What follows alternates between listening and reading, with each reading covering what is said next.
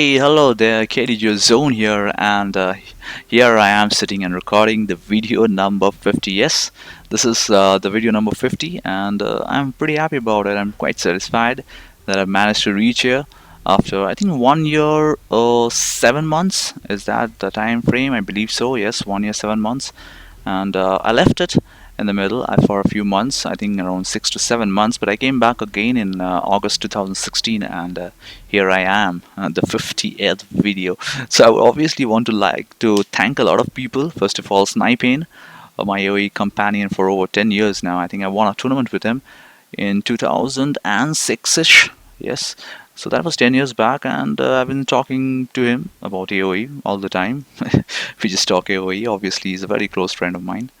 And AOC underscore warrior, or BD, or cold, whatever you call him. And he's been a AoE companion too. He's been an inspiration, and yeah, he's played some great games. He's provided some great games to this channel, and yes, he's been a inspiration because he's been playing it much more than we have done. So yeah, that is how AOC underscore warriors helped this channel.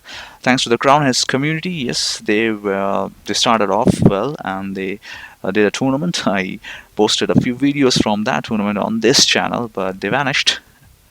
People do vanish.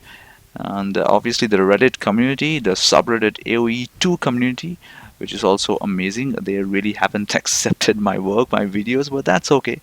I've made a few friends over there, and I'm very active on that community, and I read everything. I just read every post on that.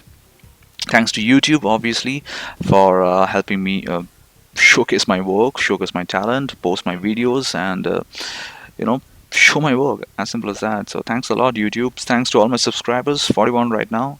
Pretty less, I know, but that's okay. They're gonna come. And thanks to all my fans, people who watch my video. Thanks a lot, and mostly from the Reddit community, but also people who search my videos on Google and stuff. And thanks a lot. Thanks to Steams and Woobly for giving me the clients to run AoE. Thanks a lot. Thanks to OBS. Yes, OBS is where I'm recording this right now, so thanks a lot to OBS. And without you, it's just not possible, you know it. So yes, OBS. And thanks to AOC Zone, where I pick my videos and stuff. So thanks a lot, AOC Zone, for that. And yes, I think I have managed to thank everybody. If I haven't, I am going to thank you now. Thank you for helping me reach here in the video number 50. So yes, so what's the video all about? Today's video is going to be a short one. Obviously, we're going to look at the new unique unit, the UU, the Karambit Warrior. You can look at that. That's from Malay, and that's one of the 4 civs been introduced in the new DLC, the Rise of the Rajas.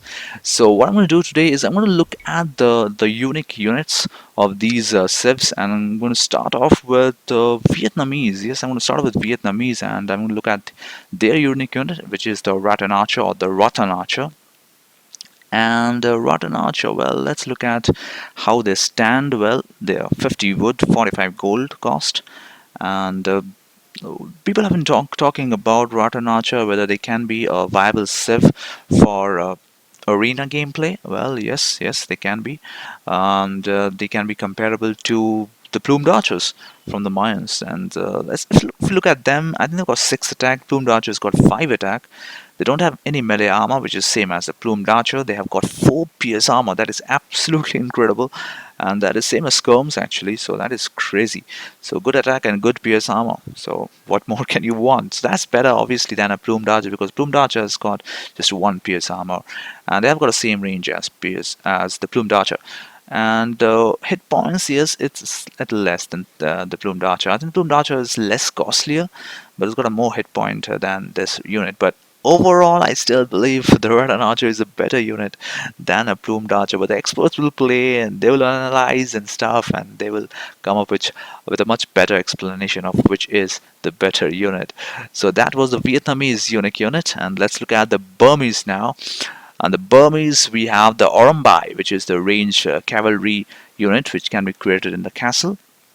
And this Orumbai, well, it's a bit odd because they throw darts. Yes, they're mounted dart thrower, and with that dart throwing capability, they can produce 18 attack, 18 damage. So that is crazy, and that is more than a Turk Janissary. That is more than a Spanish Conquistador. So yes, they're a much better unit than the Janissary and Conqueror as far as the attack is concerned, which is a little more than those two units. And if you look at the armor, obviously they're not having any melee armor. I think the Janissary and the Conqueror both have one or two armor. And the pierce armor, yes, they have one pierce armor, which is pretty decent, but I think the Janissary doesn't have any pierce armor, and Conquerors do have I think the pierce armor of 2.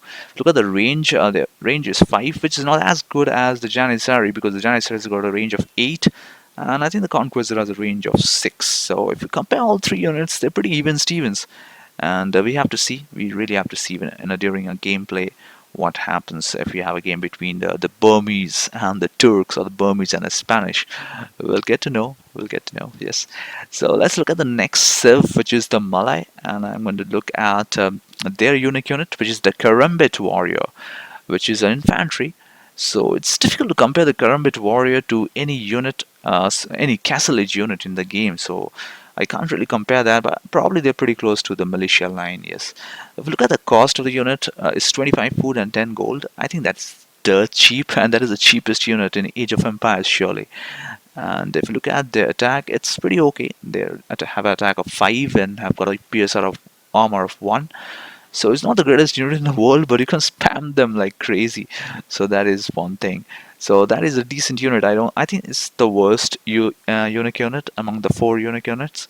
So, but we'll see. We'll see what happens when the games are played with these civilizations, and we'll find out more.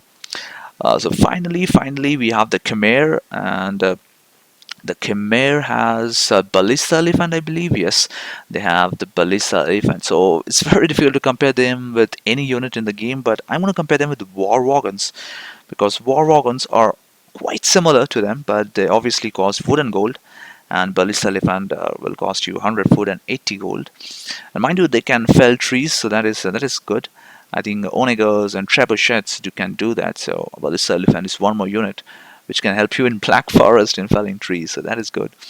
They're a bit more resistant to monks comparable to the normal elephants, but obviously you can't compare them with these units with the elephant, the war elephant of the Persians, because this is a totally different unit. This is obviously a ranged unit, so this is different. So if you compare them with the war wagon has got a hit point of 150, so that is 100 less than the ballista elephant. And they've got to attack more than a ballista elephant. So I think they've got a 9 attack compared to the 8. But if you look at the pierce armor for ballista elephant is 3, so that is very good. And I think even war wagons have a pierce armor of 3, so that is also pretty decent. So I think this melee armor is pretty bad. So obviously any infantry unit can hurt the ballista elephant. And the range, I think range is a little more than the war wagon. I think the war wagon has a range of 4 or maybe 5, but I think they have a range of 4, so it's a little better unit than a war wagon, surely. And it needs food, and a war wagon needs wood, so that is the difference. So those are the 4 unique units of the 4 new civilizations.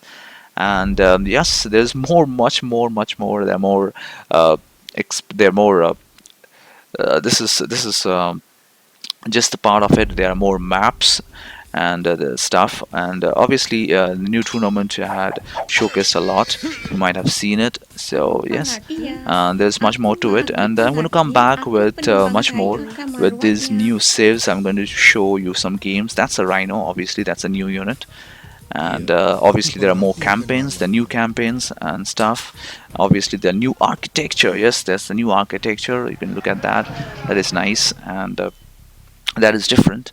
So obviously this is Castle Age, and if you go to Imperial Age, you have a different architecture. I think they start off in the Dark Age with the same architecture, so as you progress it becomes a different architecture. So that is how it is. And yes, that's all from me, I'm afraid. And this is my 50th video, and please subscribe to the channel and please like my videos, and I'll be back with more. Bye bye.